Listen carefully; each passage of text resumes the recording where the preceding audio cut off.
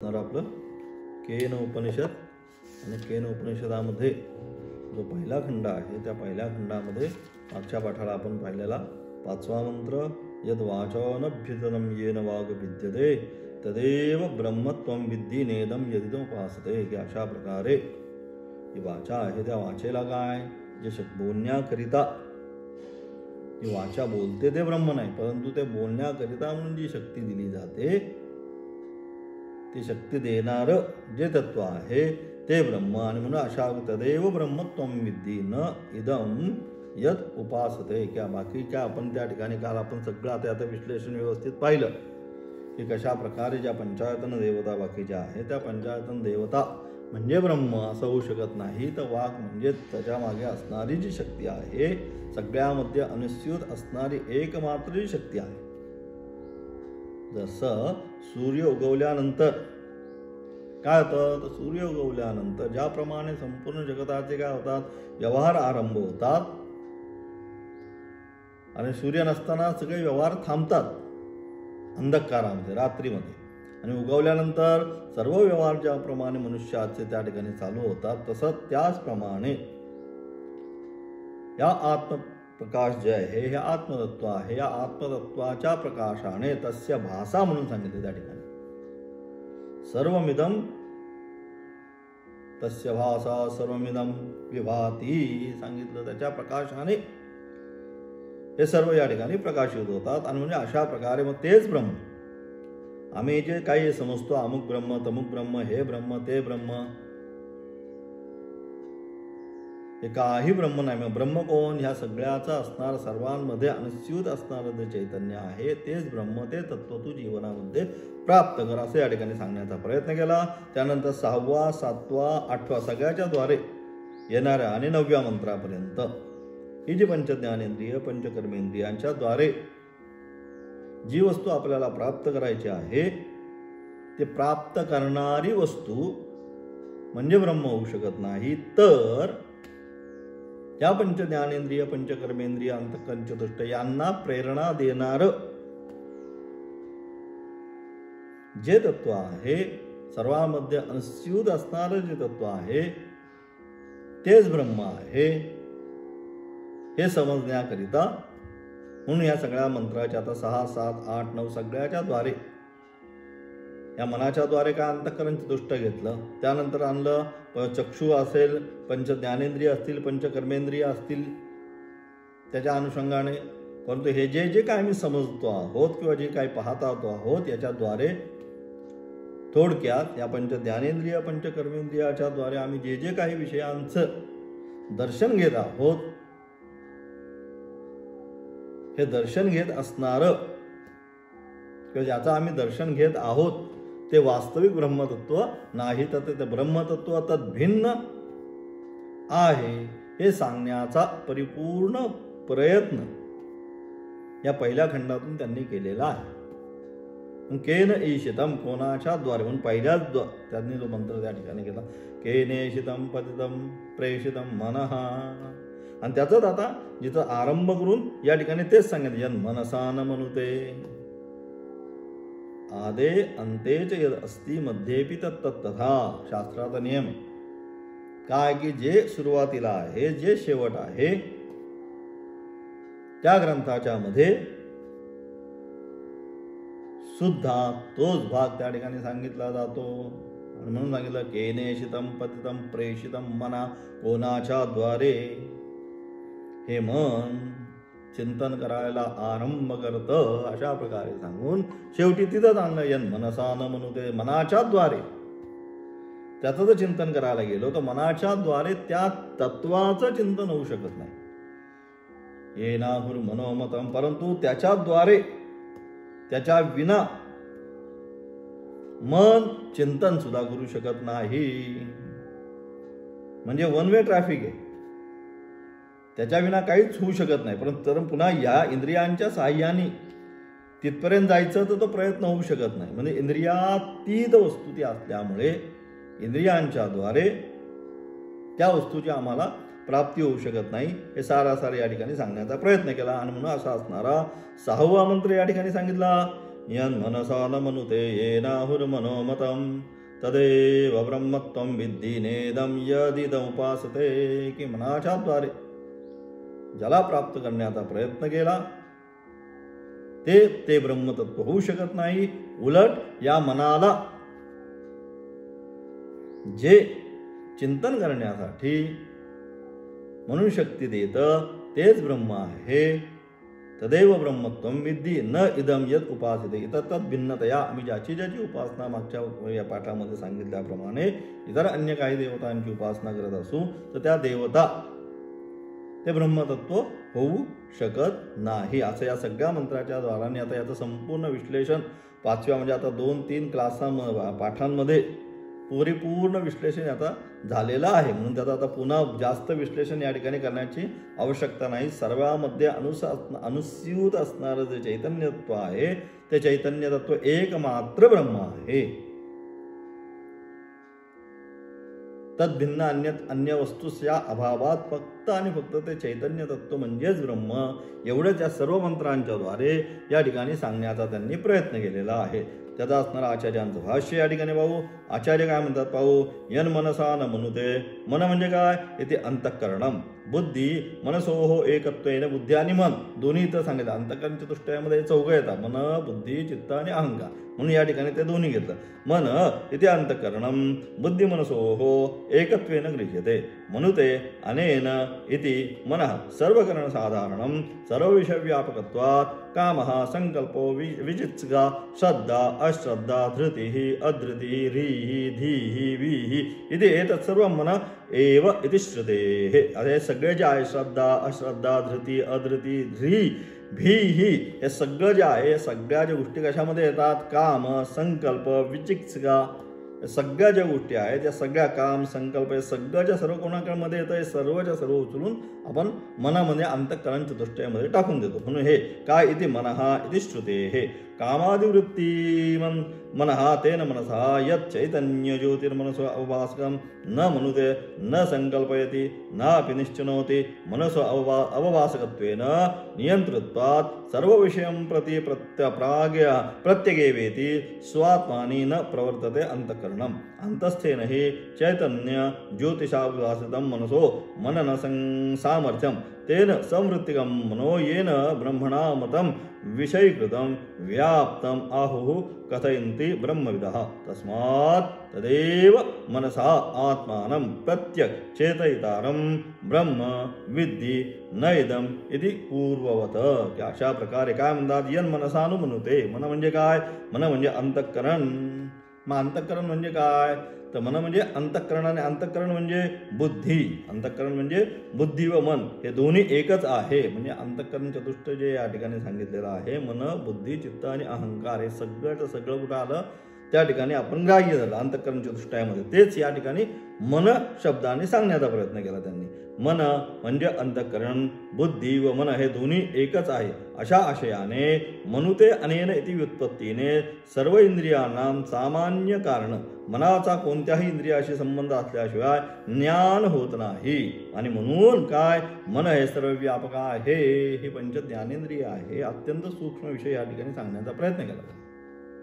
काय सूक्ष्म विषय सांगण्याचा प्रयत्न केला तर ही जी पंच ज्ञानेंद्रिय आहे ही पंच जी कर्मेंद्रिय आहे हे पंच ज्ञानेंद्रिय आणि ही पंच कर्मेंद्रिय यांचा काय जेव्हा मनाशी संबंध होतो अलग लक्षात त्यावेळेसच काय होतं आपल्याला त्या विषयांचं ज्ञान होतं. आणि म्हणून काय सांगितलं मन हे सर्व व्यापक आहे. मनाशी जोपर्यंत त्यांचा संबंध येत नाही मग त्याचा असणारा अनुभव आपण घेतो ते चांगलं आहे का वाईट आहे. मग मन ठरवतं मग ते बुद्धीकडे घेऊन जातं. मग बुद्धी त्याचं तार्किक करते की नक बाबा हे घ्यायचं आहे का नाही घ्यायचं आहे. आणि अशा प्रकारे पहिल्यांदा त्याचा प्रत्येक अशी पंच ज्ञानेंद्रिय जे आहेत पंच कर्मेंद्रिय जे आहेत त्याचा मनाशी संबंध आल्यामुळे त्यानंतर पुढची त्याची सगळी प्रक्रिया आरंभ होते. आणि म्हणून काय सांगितलं म्हणून मन हे सर्व व्यापक आहे. आणि म्हणून मन काय सर्वच आहे सर्व व्यापक मन आहे. कामः संकल्पः इति एतत् सर्वं मन एव. काम मनामध्ये असणारी कामना मला अमुक करायचंय मला तमुक करायचंय हे मनामध्ये असणारी कामना सुद्धा काय त्या अनुषंगानेच येते. नंतर आपण संकल्प करतो इदम अहम करिष्ये हा संकल्प पण कशाच्या द्वारे करतो आपण? मनाच्या द्वारे करतो. म्हणून हे सगळं काय, हे जे काय आपण मनामध्ये चिंतन करतो ते सगळं कशाच्या द्वारे होतं? आपलं मनाच्या द्वारे होतो. मनसा शृणोती मनसा पश्यती. म्हणून काय करतो आपण? मनानेच. शृणोती म्हणजे ऐकतो. मनसा पश्यती, मनाने तो पाहतो. कामादी वृत्तीने युक्त असे जे मन, त्या मनाने त्या मनसी अवभासकम असे जे ब्रह्म, त्याचे मनन मनाने करता येत नाही. परंतु ह्या सगळ्या इतर गोष्टींचं जरी चिंतन करत राहिलं मन, विषयांचं, तरी सुद्धा काय, जे काय त्या मनाने काय मनसी अवभासक असे जे ब्रह्म, त्याचं, त्या मनाचा अवभासक म्हणजे ज्या मनाला जे चैतन्य देतं, प्रधानता देतं, चैतन्य प्रदान करतं, ते अवभासक असे जे ब्रह्म, त्या ब्रह्माच्या प्रकाशाने त्या चित प्रतिबिंब सांगितलं इथं. आता कुठे गेलो जाऊ आपण पुन्हा तत्वबोधामध्ये. काय सांगितलं या ठिकाणी? जीवाची उत्पत्ती काय सांगितली? चित्तचं असणारं प्रतिबिंब तिथं पडलंय. कुठं? अंतःकरण चतुष्टयामध्ये. मन, बुद्धी, चित्त आणि अहंकार.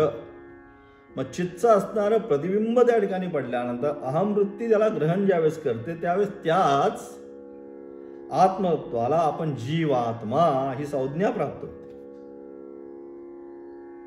मग ही संज्ञा जी प्राप्त होते आत्म्याला, जीवात्म्याची, ही कशी? तर त्याचं त्यांनी तिथे त्या ठिकाणी उत्तर दिलं. अनादी, अज्ञान, अनिर्वाच्य कशी म्हणता येत नाही. अनादी कालापासून अनिर्वाच्य कशी झाली त्याला? कसं त्यांनी ते पकडलं? का पकडलं? त्याचं मूळ कारण काय? तर मूल अविद्या सांगितलं. प्रत्येकामध्ये असणारी जी मूल अविद्या आहे, कारण शरीर त्याला त्या ठिकाणी सांगितलं तत्वबोधामध्ये.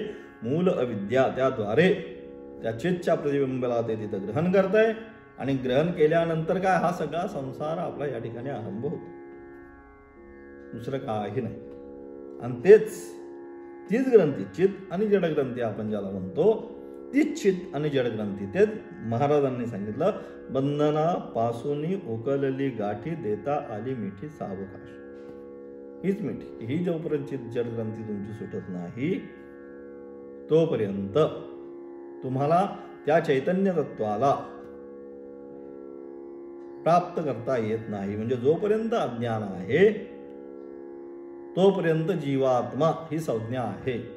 ज्या क्षणी ज्ञानाग्नी सर्व कर्म, अज्ञानाचा नाश होईल त्यावेळेस काय, ब्रह्मच आहे. तेच सांगितलं. म्हणून असे जे ब्रह्म, त्याचे मनाने मानने करता येत नाही. परंतु त्या मनाने त्या ब्रह्मापर्यंत जायचं म्हटलं तर कसं काय जाणार? म्हणून त्या मनाने तिथं करता येत नाही. मनाने ब्रह्माचा संकल्पात्वा निश्चय करता येत नाही. मनाच्या द्वारे त्या ब्रह्माचा आम्ही संकल्प करतो अथवा मनाच्या द्वारे त्या ब्रह्माला प्राप्त करण्याचा निश्चय करतो. तसं होऊ शकत नाही. कारण का? मनाला चैतन्य हे अवभासक असल्याने मनाचे प्रत्येक म्हणजे अंतर आहे. म्हणजे मन आणि हे चैतन्य या दोघांमध्ये अवभासक म्हणजे अंतर असल्यामुळे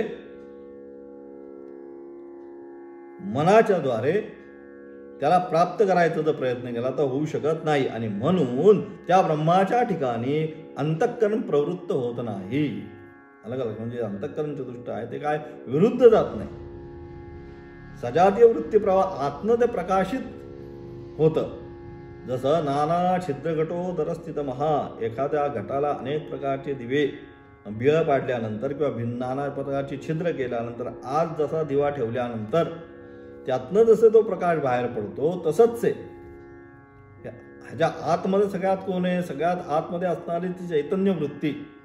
त्या चैतन्य वृत्तीच्या प्रकाशाने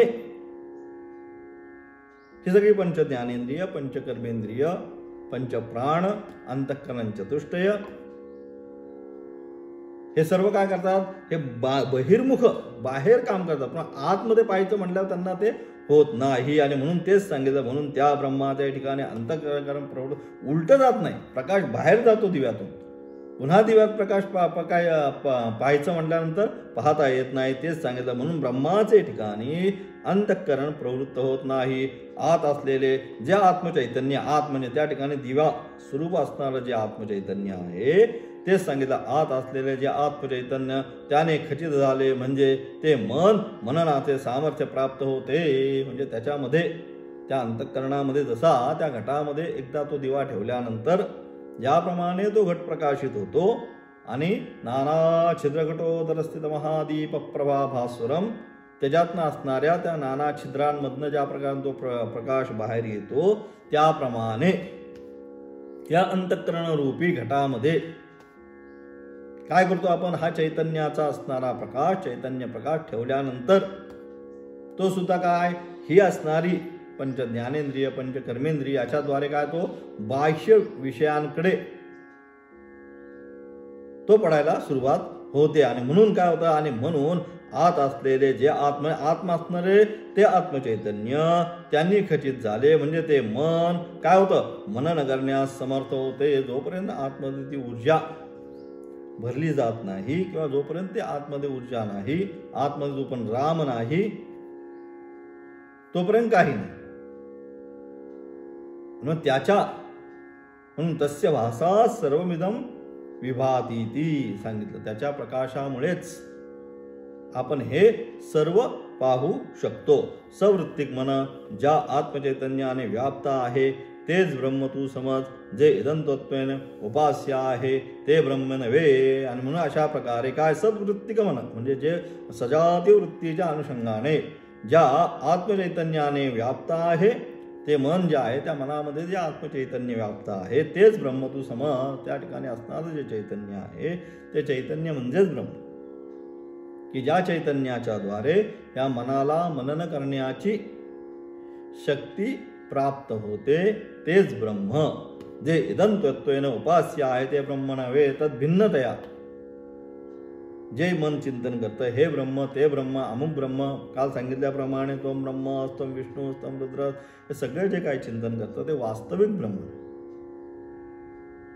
वास्तविक ब्रह्मतत्व कोणतं, तर वास्तविक ब्रह्मतत्व म्हणजे आत्मचैतन्याची असणारी जी सत्ता, त्या आत्मचैतन्याची वास्तविक असणारी सत्ता म्हणजेच ब्रह्म. तेच पुढे सांगितलं. ते सगळं आता या सगळ्या पुढच्या मंत्राच्या द्वारे तेच सांगण्याचा त्यांनी प्रयत्न केला. पंच ज्ञानेंद्रिय पंच कर्मेंद्रियाच्या द्वारे जे आम्ही पाहतो ऐकतो ते ब्रह्म नाही, तर त्यांना प्रकाशित करणारं जे चैतन्य आहे तेच ब्रह्म आहे. आणि म्हणून त्या ठिकाणी पुन्हा सांगितलं, परांजिखानी व्यतृण स्वयंभूतस्मात् परां पश्यदिनांतराप्तं कश्चित धीर आत्मान ऐक्षत आवृत्त चक्षु अमृतत्वमिच्छन्. जोपर्यंत आम्ही बाहेर पाहत आहोत तोपर्यंत ते ब्रह्म प्राप्त होणार नाही. कश्चित धीर म्हणजे एखादाच काय करतो मग, कश्चित धीर आत्मान ऐक्षत, अरे आत्मतत्व काय आहे हे जाणण्याची इच्छा करून आवृत्त चक्षु, हे बाहेर जे पाहतोय ना आम्ही,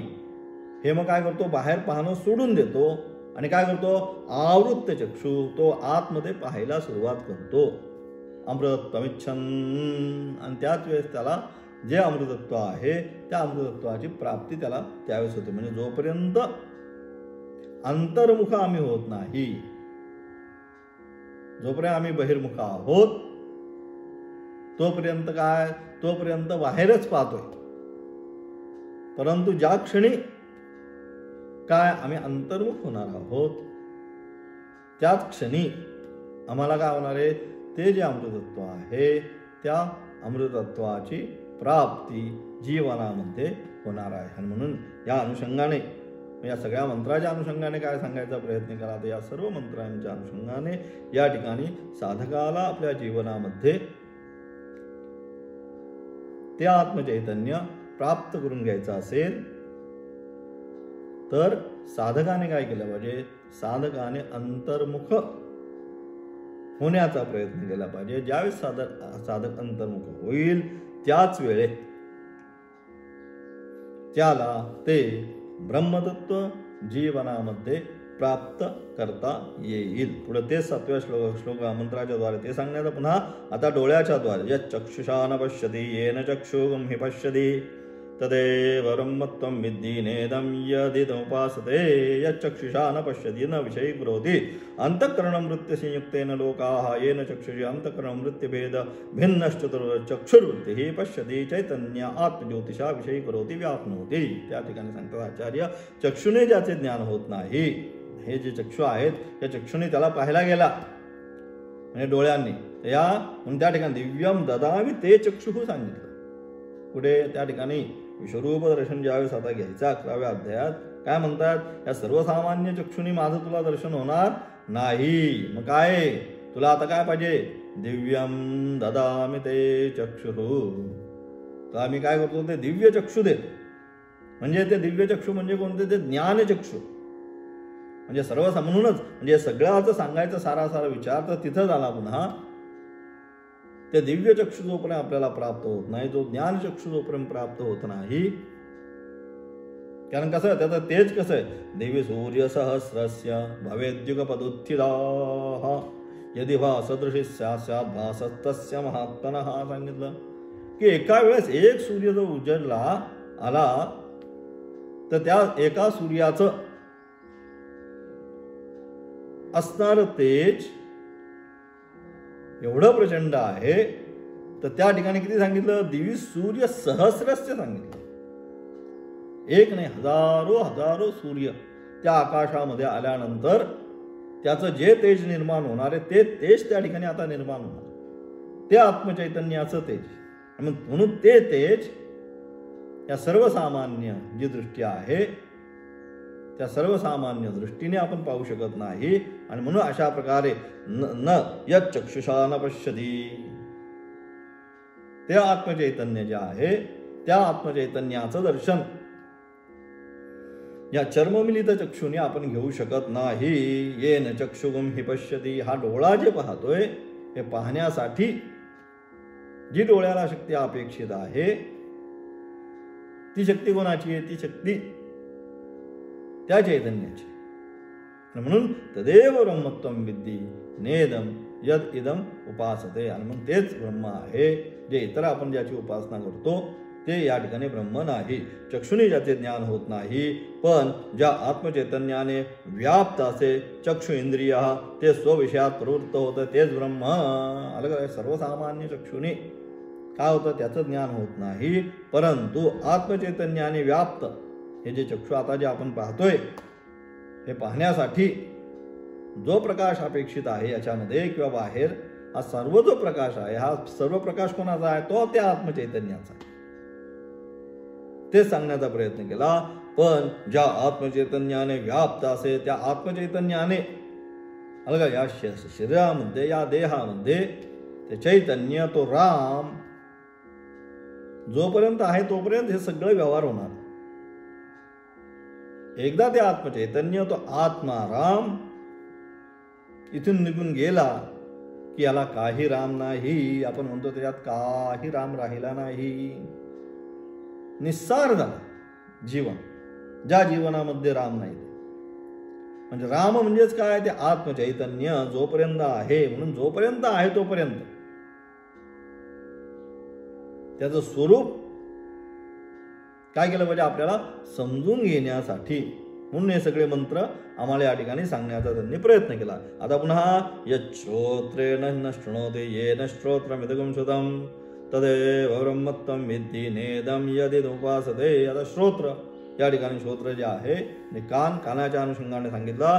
यच्छ्रोत्रेण न शृणोति दिग्देवता अधिष्ठाने आकाशकार्येण मनोवृत्ति संयुक्तेन न विषयी करोति लोको येन श्रोत्र इदं श्रुतं यत् प्रसिद्धं चैतन्यात्मज्योतिषा विषयीकृतं तदेव इति पूर्ववत. आणि अशा प्रकारे यच्छ्रोत्रेण शृणोति म्हणजे दिशा ही ज्याची देवता आहे, आकाशाची देवता दिग्देवता, आकाशस्य दिग्देवता, आकाशाची दिग्देवता सांगितली त्या ठिकाणी. म्हणून दिशा ही ज्याची देवता आहे व आकाश हे त्याचे कार्य आहे.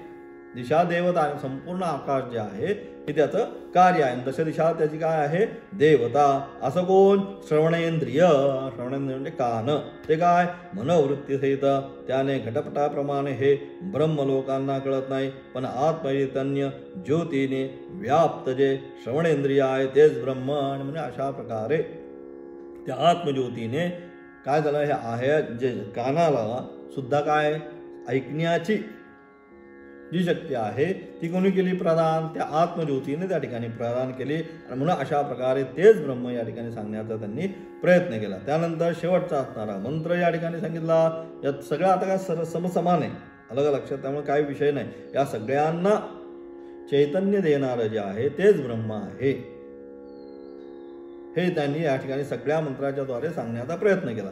यत् प्राणेन न प्राणिती येन प्राण प्रणीयते तदेव ब्रह्मत्वं विद्धि नेदं यदि नोपासते. की अशा प्रकारे यत् प्राणेन घ्राणेन पार्थिवेन नासिकापटान्तरस्थितेन अंतःकरण प्राणवृत्तिभ्यां सहितेन यन्न प्रणीति नग्नवन्न विषयीकरोति येन चैतन्यात्मज्योतिषा अवभासकत्वेन स्वविषयं प्रति प्राणः प्रणीयते देव इत्यादी सर्वं समानम. की आत्तापर्यंत आलेला अशा प्रकारे पार्थिव असे जे प्राण म्हणजे घ्राणेंद्रिय नाक जो आपण श्वास घेतो, अंतःकरण प्राणवृत्ती सहित असलेले बाह्य गंधाप्रमाणे विषय करत नाही, पण आत्मचैतन्याने व्याप्त केवळ नासिका असेल, नाक आहे परंतु गंधांना ग्रहण करू शकतो म्हणजे नाही. मग जोपर्यंत म्हणून पण आत्मचैतन्याने व्याप्त असे घ्राणेंद्रिय जो स्वविषय जो गंध त्याचे ग्रहण करते तेच ब्रह्म. परंतु त्या ठिकाणी असणारी आत्मचैतन्याचे जे व्याप्त असणारं जे घ्राणेंद्रिय म्हणजे त्याच्यामध्ये ती शक्ती थोडक्यात देणारं ते ब्रह्म, तेच ब्रह्म वास्तविक तू समज. थोडक्यात काय, या सगळ्या मंत्रांच्या द्वारे एवढं त्यांनी सांगण्याचा प्रयत्न केला. पंच ज्ञानेंद्रिय, पंच कर्मेंद्रिय हे सर्वची काय आहेत, यांच्यामध्ये अनुस्यूत असणारं जसं विद्युत घरामध्ये अनेक तरी उपकरणं असली तर या सर्व उपकरणांमध्ये असणारी विद्युत शक्ती काय आहे, एकच आहे. त्याच्यामध्ये ज्याप्रमाणे भिन्नता नाही. काय इथली विद्युत वेगळी, या गावातली पौडमधली वेगळी आणि भरायामधली वेगळी असं काही होऊ शकत नाही. सगळ्यामधली असणारी विद्युत शक्ती ही काय, ही ज्याप्रमाणे एकच आहे त्याप्रमाणे ते सुद्धा या ठिकाणी पंच ज्ञानेंद्रिय, पंच कर्मेंद्रिय, मनबुद्धी चित्त अहंकार या सर्वांमध्ये अनुस्यूत असणारं जे चैतन्य आहे ते चैतन्य तत्व एकच आहे. आणि ते चैतन्य तत्व पाहायचं असेल तर काय केलं, आम्हाला बहिर्मुख होऊन विषयांमध्ये पाहता येणार नाही. मग काय केलं पाहिजे, आम्हाला विषयांच्या अनुषंगाने जर आपण फिरत राहिलो तर आम्ही काय होईल, बहिर्मुखच होत्या. त्या विषयांच्या अनुषंगाने आम्ही आमचा नाश करून घेऊ. आणि म्हणून आम्हाला काय केलं पाहिजे, या सगळ्यांना प्रेरणा देणारं जे आत्मचैतन्य आहे त्या आत्मचैतन्याला अंतर्मुख होऊन आपल्यामध्येच काय केलं पाहिजे, त्याला शोधलं पाहिजे. हे सारासार सांगण्याचा या पहिल्या खंडातून त्यांनी प्रयत्न केला. केने शितम या सगळ्याच्या मागे असणारं ते चैतन्य स्वरूप आत्मतत्व तेच जीवनामध्ये प्राप्त केलं पाहिजे. हा सारासार पहिल्या खंडाचा अर्थ. त्याच्यानंतर असणारा दुसरा खंड, यदि मन्यसे सुवेदेति तब्रमेवापि नूनं तं वेत्त ब्रह्मणो रूपं यदस्य त्वं यदस्य देवश्वतनु मीमांस्य मेपते मन्ये विदितम. त्याचा असणारा विशेष अर्थ आता उद्याच्या पाठामध्ये पाहणार आहोत. आज कार्यक्रमाला जायचं आहे त्यामुळे इथे पहिला खंड केनोपनिषदाचा आपला संपूर्ण होत आहे. ओम